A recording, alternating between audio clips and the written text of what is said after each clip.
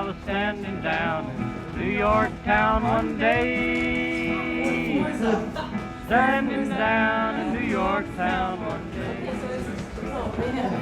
I was standing down in New York town one day. Singing, hey, hey, hey, hey. I was broke, I didn't have a dime. No one's home, but this is where Woody Guthrie lived. December 1942 How much did he pay? to May 1943. Rent back in the day was $27 a month. Oh, hi. Woody Guthrie used to live in this apartment. We stopped by to say hi. Anna. Love. Anna. Great, only 70 more to go. In This Land Is Your Land, Woody writes, all you can write is what you see. So what is Woody looking at? Paid all his bills. He was in an apartment. At the bottom of Woody's lyrics, he would write where he was when he was writing that specific song. So every time the archivist came upon a new Manhattan address, they would jot it down. And we slowly built up a short list of addresses that we would give out to tourists who were interested. Haji do sa doodle doojie, haji haji heejie hoji, haji hoji heejie haji do. Here we are. Haji hoji heejie. So one of the things that we found really fascinating in this project was the first 11 locations that Woody lives in. 11 places is in a 3-year time period. Talk about New Yorkers moving a lot. I can't believe they have the whole building. Oh, it's a vet. We can go in. Haji do sa doodle doojie, haji do. This 3-story row house at 130 West 10th Street, located next door to Squad 18's firehouse, was the second home to the Almanac Singers. They hosted Sunday afternoon performances in the basement, coining the term hootenanny. A hootenanny is a thingamajig, actually. Lee Hayes coined the term. It was known as a thingamajig. And so since they didn't know what this would be, they called it a hootenanny. And it was what it was each time, which was different than the last time.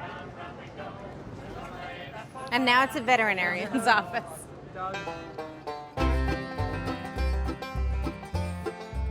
I feel so fortunate that there are a group of people who kept Woody Guthrie's legacy around so that I could learn about my grandparents, that I could learn about my grandfather. If it wasn't for people like Pete Seeger and Harold Leventhal and Howie Richmond, who were really his close group of friends in the 50s and 60s and then past Woody's life in the 70s and 80s, really keeping Woody's legacy going, it's thanks to them that we know Woody Guthrie. Yeah. Woody Guthrie could have just been a great research project, and that could have been it. Coaches and brought the kids along. We rode the bus and subways all over New York town to rent us an apartment and think about settling down. The trains run through the buildings and also underground. You spend another nickel every time. My great-grandfather used to live here. My grandfather was a Woody Guthrie. So I guess we were just wondering if we could get in. I understand we probably can't. Gotta ask anyway. I'm sure you can say no, of course, yeah. You can't enter Yeah. without living here. It's a residence only. It's residents only. Okay, thanks anyway.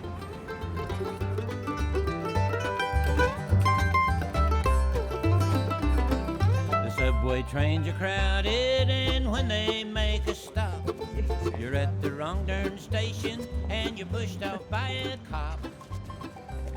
They even push. Woody Guthrie's Coney Island home.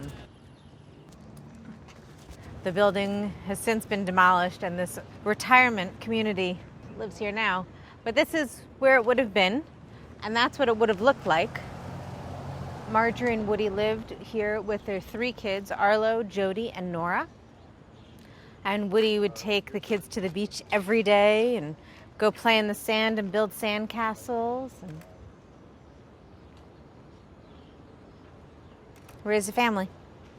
The artists and the writers that he's working with are all in Manhattan. So why does he move to Coney Island when it's really significantly far away? Well, he wants to be a good husband and a good father. And so him and my grandmother Marjorie, our grandmother Marjorie, and their daughter Kathy move in with Marjorie's parents, so the apartment above Marjorie's parents. Like every young couple with a young baby, you move near the grandparents. You need some help babysitting, help raising your kids, and then they found their own home on Mermaid Avenue, where Woody lived for 7 years. Well, I like to swim in my water. Woody loved his life in Coney Island.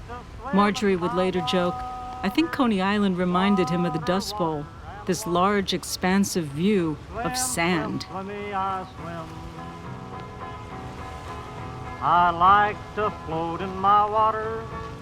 Well, I like to float in my water. Water, water, and water. Swim, swim, swimmy, I swim. Swim, swim, swimmy, I swim, and I swim. Continue on Neptune Avenue for 3/4 of a On the mile. other side, you didn't say nothing. And that was me. 2 blocks up on the left before the light. To New York Island, from the Redwood Forest.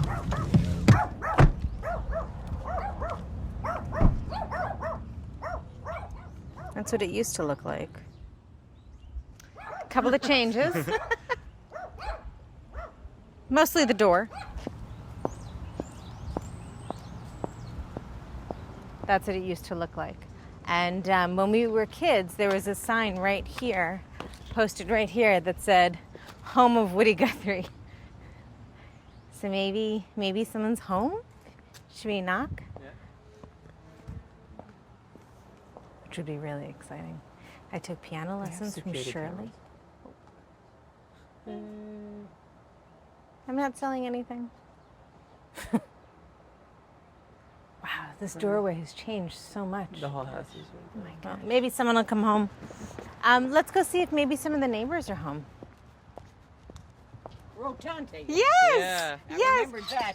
I'm Anna. Oh my goodness. What a small world. And look at the piano, it's still there. It's still there. Oh my goodness. It's still there. This is my brother Cole. Hi. He was. I remember when you were born.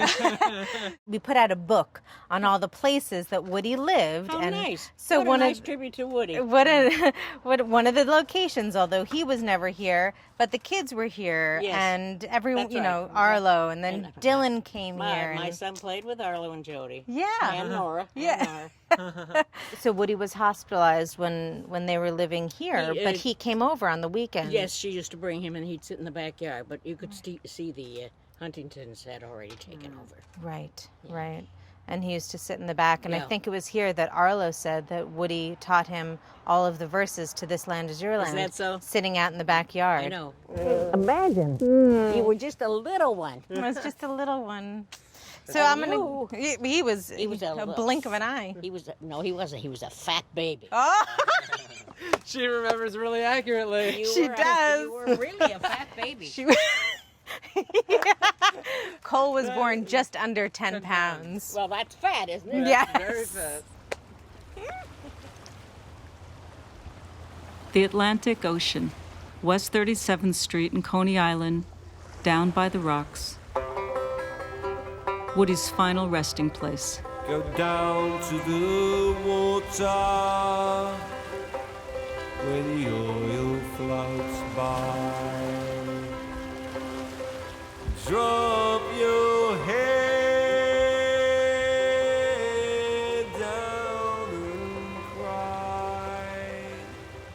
This is where Woody taught all the kids how to have, how to build sandcastles. And my grandmother passed away on March 13th, 1983.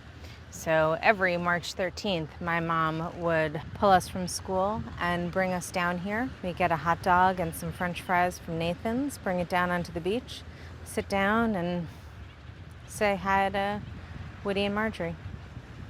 If you have to go visit someone who's passed on, what a beautiful place, put your feet in the sand, have a beautiful time here. Woody was gone. After a few moments, Jody broke the silence. What do we do now? We all looked at my mother, and with a tearful smile, she said, I know exactly what Woody would want us to do. Let's go to Nathan's and get some hot dogs. And its pastures aplenty wrote the Dust Bowl balladeer. And this land is your land, he wanted us to hear. and the rising of the unions will be sung about again. The deportees live on,